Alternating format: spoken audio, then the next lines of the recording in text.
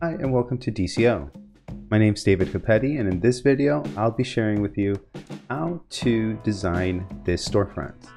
I'll be sharing various techniques from the simple subdivision and array to a more complicated three-dimensional pop-out storefront that you see here. Now I did start with this base model already created, so all we're doing is creating these arrays that you see here. And all of those techniques I'll be going over step by step, so make sure to let me know if you have any questions. What I've done here is created a base model. This is what I'm going to be starting with.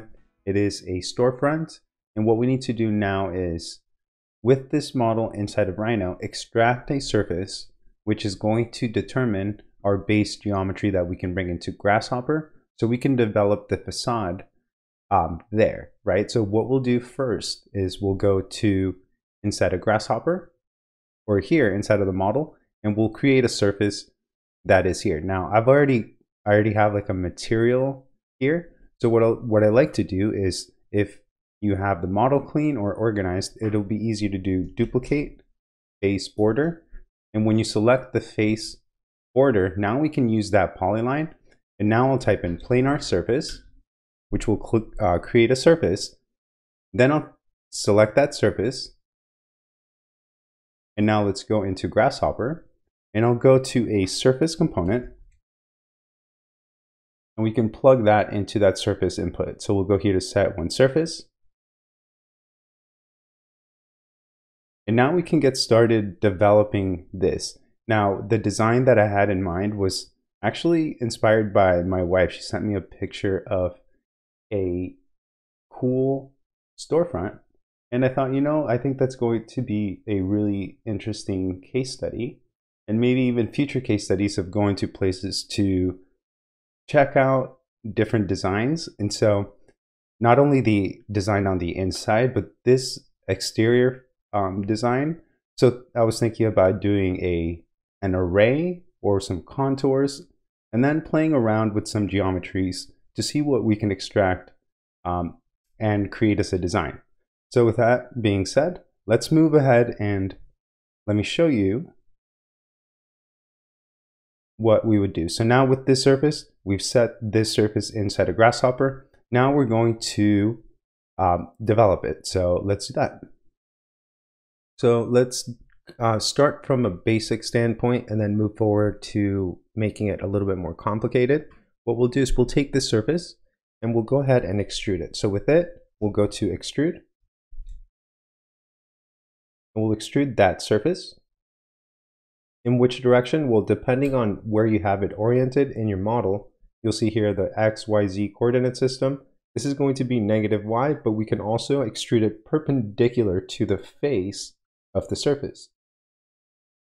To do that, we're going to use an amplitude component, and amplitude will use a vector or the normal of a face, and it'll let us create a vector that we can extrude from. So we can use a vector into the direction for the extrude, and now we can plug in a value of, let's say, 1.5, or actually let's make it bigger, 1 or 3.5. We can always change it, of course.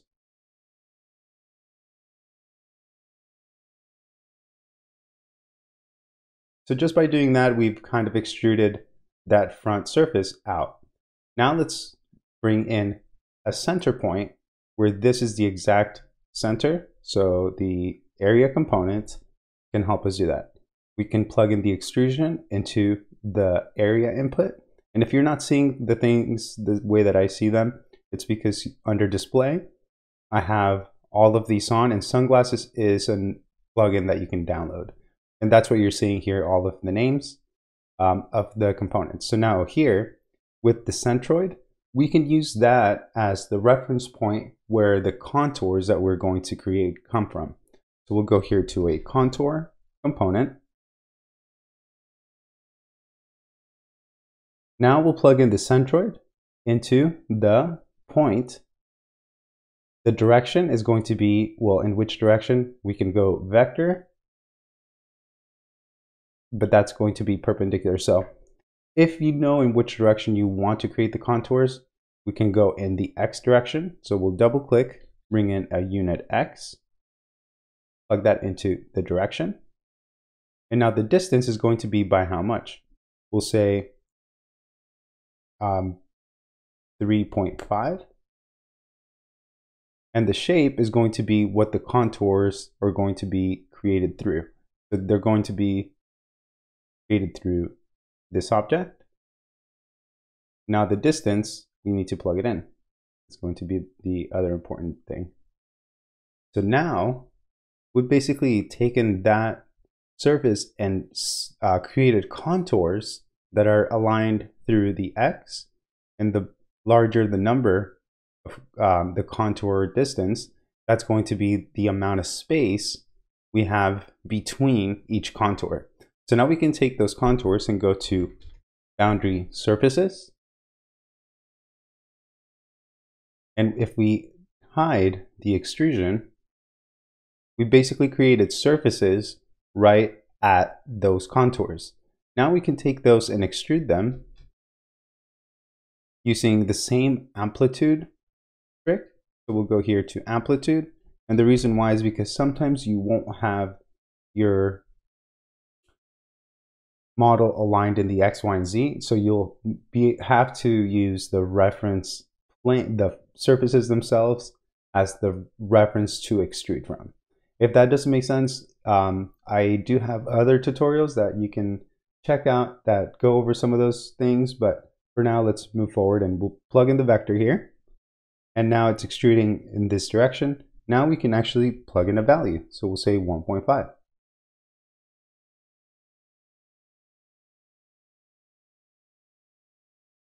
And so now I'm sitting back here just kind of playing around with some of these sliders. And notice that the distance between contours and the contour extrusion, so if I extrude the contours by the same amount as the distance, you actually fill it in the same. And so that's kind of a interesting thing to note, is that the distance between the contours, if it matches the distance of extrusion, it will just fill it in. So it can do some array this way. But for now, we'll go here to 20 and change this. So basically now we know that as long as we change our base model, so the base model that we have here is going to be this extrusion.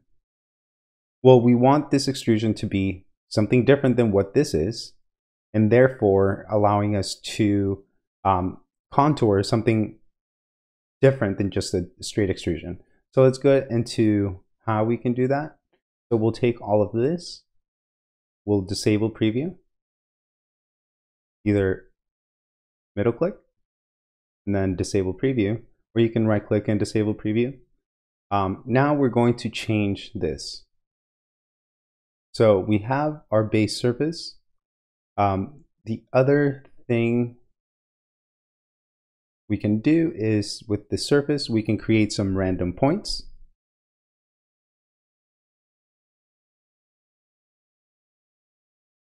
So populate geometry.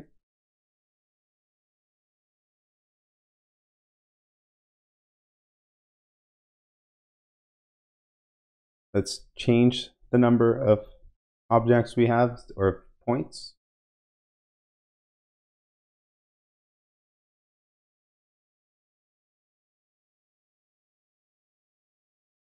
Now we can take this and plug in some spheres.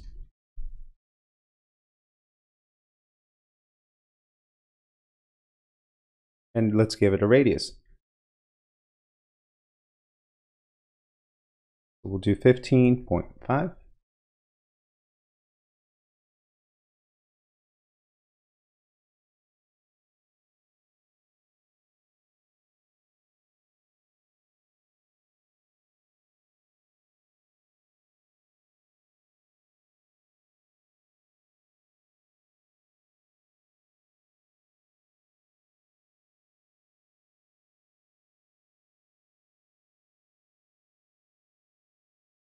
So what we're doing here is applying a set of random points on that surface, then applying a sphere on each and every one of those points.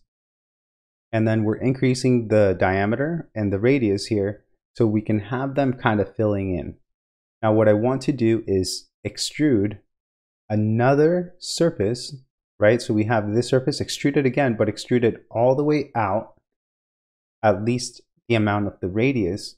And then whatever's intersecting with the box is what we'll use as the facade. So what I want to do is, let me show you what that's like. So we have this extrusion. This was the extrusion that we had before. And maybe that's the one that we could use. So if we use this number, right, the radius of the sphere, and we'll use that as the amplitude of the extrusion that we have initially. We need to do it a little bit more because if we go just to the end of the sphere, it typically gives me problems.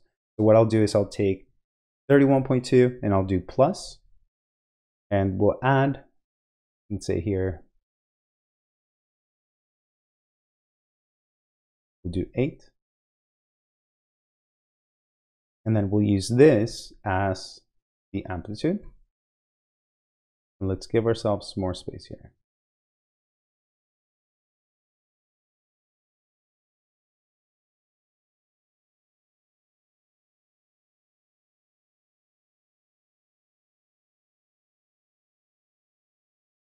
So we have this box and we have these spheres.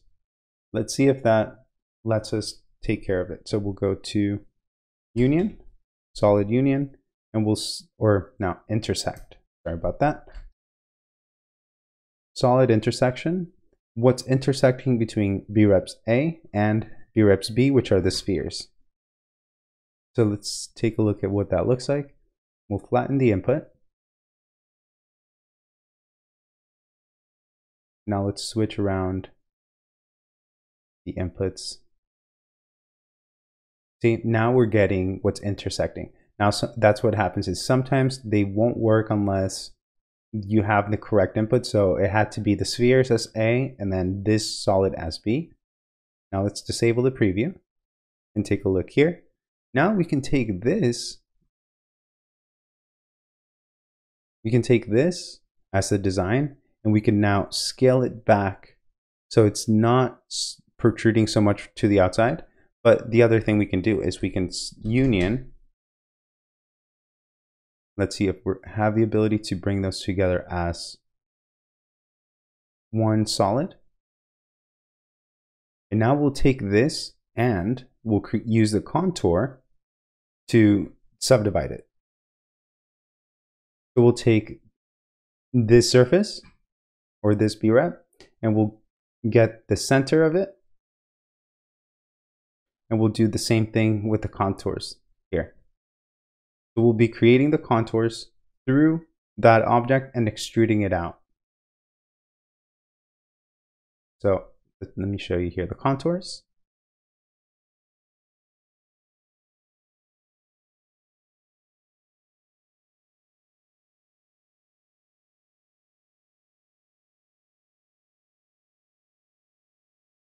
And we'll disable the preview on the contours and just go to the extrusions. That's a 6.5, so they're really large ones. So we'll just go to 1.5 to make it more reasonable. Oh, let's go back to perspective. And now here, the distance, we'll do 6.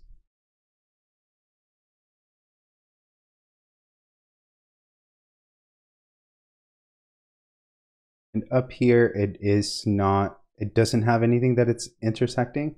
So this is something where we can go back here to the radius.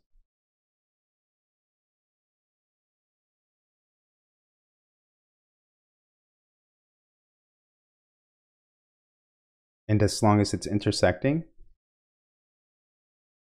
I think that gives a really interesting contour look. And now, like I was saying earlier, if this is protruding too much, I mean, you can actually make this into seating, but typically you want people to be able to get as close as they can to the storefront.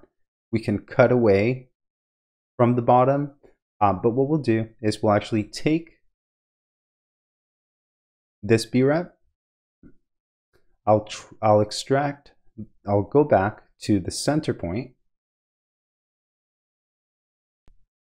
or I'll go back to the original surface, which is this one. I'll get the center point, which is an area component, to that surface.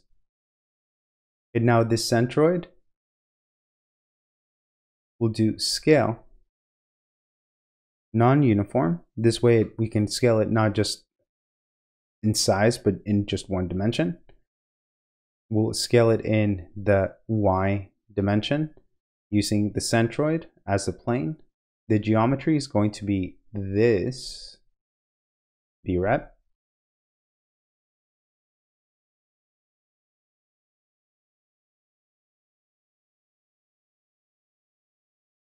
And the amount is going to be 0.150 or 0.5. So half the size of what it is now.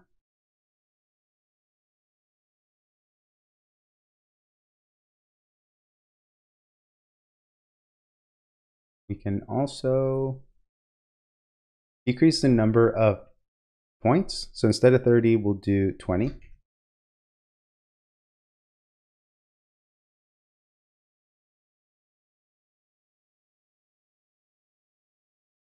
We'll do less. We'll do 15.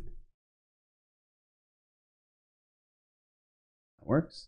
And we'll go back, disable the preview on everything except for the scaled. Now this is what we'll use. So what happens is there's one input or one output going to two places. So this is where I would use a relay to bring those two from this one out into these two. Why? Because we can change now the contour input. Now we can disable the preview and take a look at this, and that looks a lot better. Now 0.5, maybe it's not enough. We're going to have to scale it back until we see something that I find reasonable here. So maybe 0.2.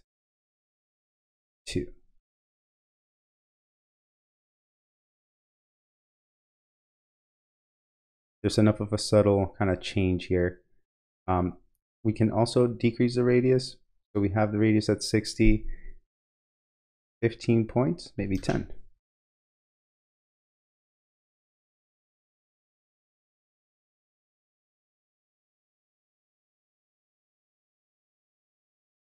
And we'll do 15, but this is one thing I want to do so we can see it clearly. Is we'll go here to a custom preview.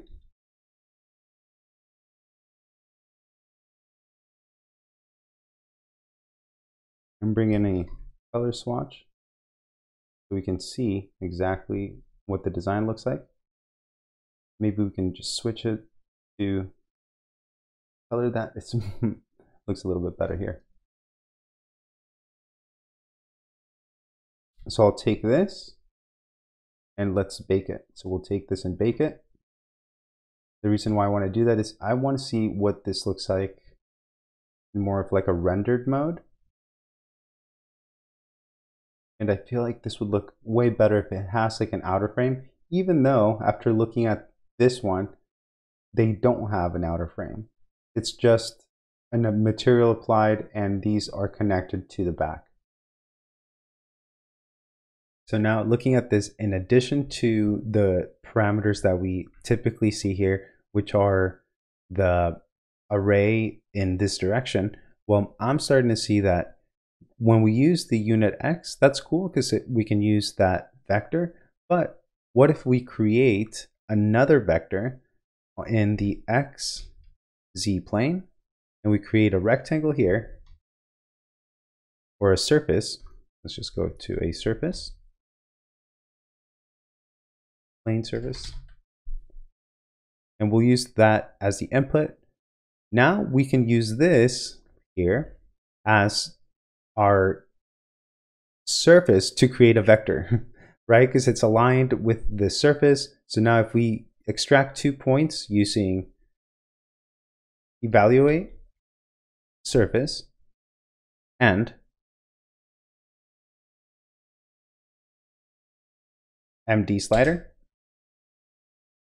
we can create two vectors, so or 2 points. So this one down here, and I'll create a copy and create this one up here.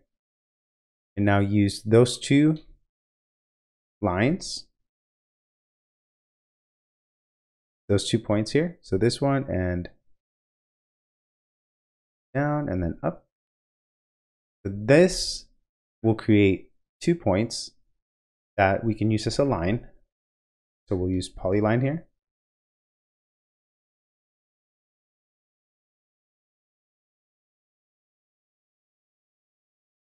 We'll plug in both of those into, or the points into the vertices. Now we get that line vector. And now we can use that as the direction to create the contours. And also I'm seeing that the amplitude trick does work, but it's extruding some in one way and some in the other. And there's a way to fix that. But the cool thing is that we can change in which direction we want to create it by moving around this empty slider if we wanted to. Now we can always go back to our X direction,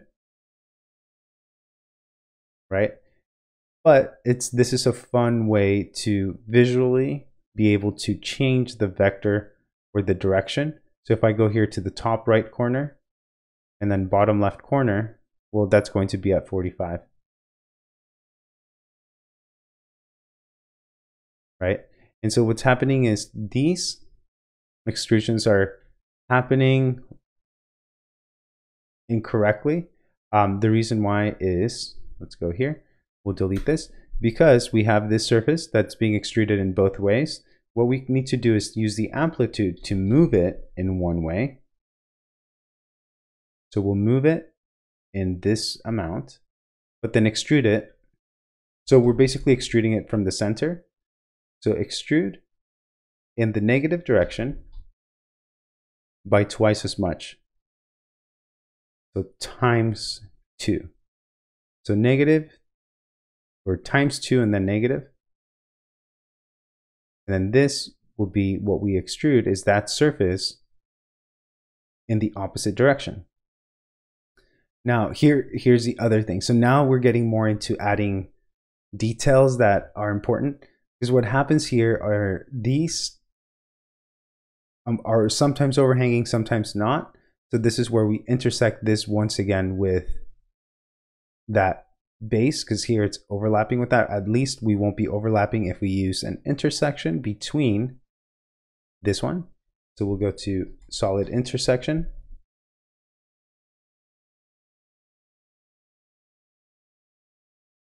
We use that as B, and then as A, we'll do this extrusion. Now we'll disable the preview on both of these.